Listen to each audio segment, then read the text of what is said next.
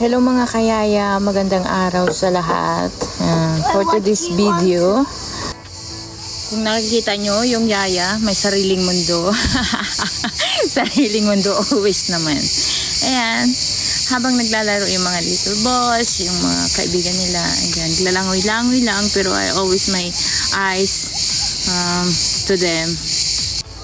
And actually, I would like to share, being as a nanny here in Turkey, napakagaan po ng trabaho kasi kung yaya ka lang. And about naman sa sahod, masasatisfied ka talaga kasi mataas sila magpasahod. Ayun nga lang, syempre kahit anong laki ng sahod natin, kung breadwinner tayo, no choice tayo, kailangan nating padala sa mga pamilya natin sa Pinas yung mga kinikita natin dito.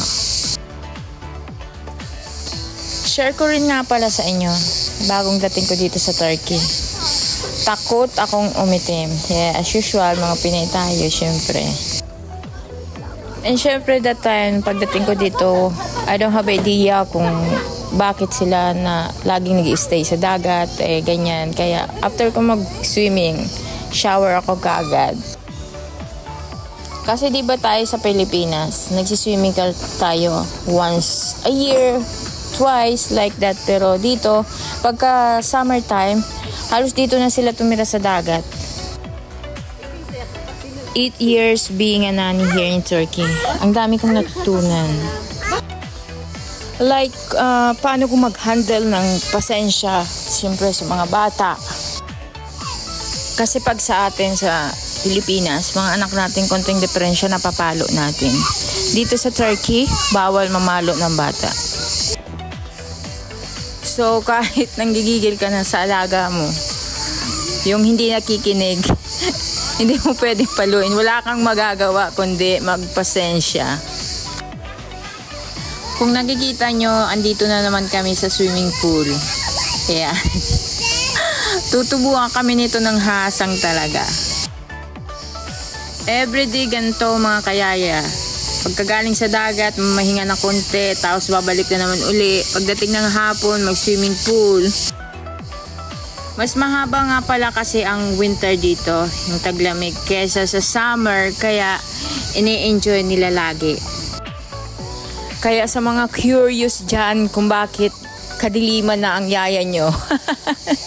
Ayan, nakita nyo, everyday po kami nasa dagat. Everyday kami nasa pool. Kaya ayan, mas lalo yung swimming pool, madali pong nakakaitim yan kasi may chlorine yan eh. Siyempre may araw na hindi kami bumababa sa dagat. Pagka mahangin, kaya yung ginagawa namin, namamasyal sa labas. Ini-enjoy namin yung summer.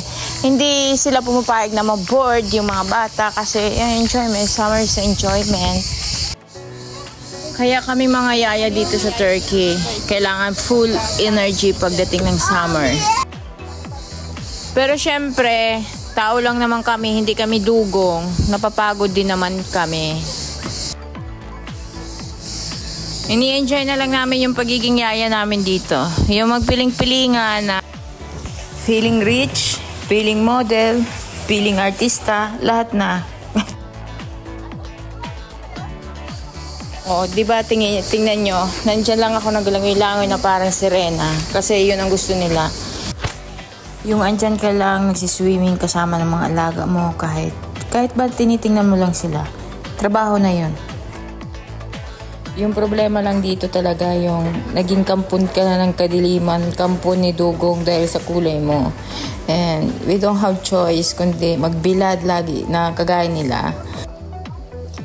Naiinggit yan sila sa mga kulay natin kasi kahit anong bilad nila, hindi nagbabago yung kulay. Ang tagal-tagal.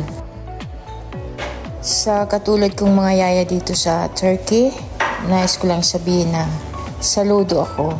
Saludo ako sa ating lahat dahil sa tapang na pinapakita natin araw-araw sa trabaho natin.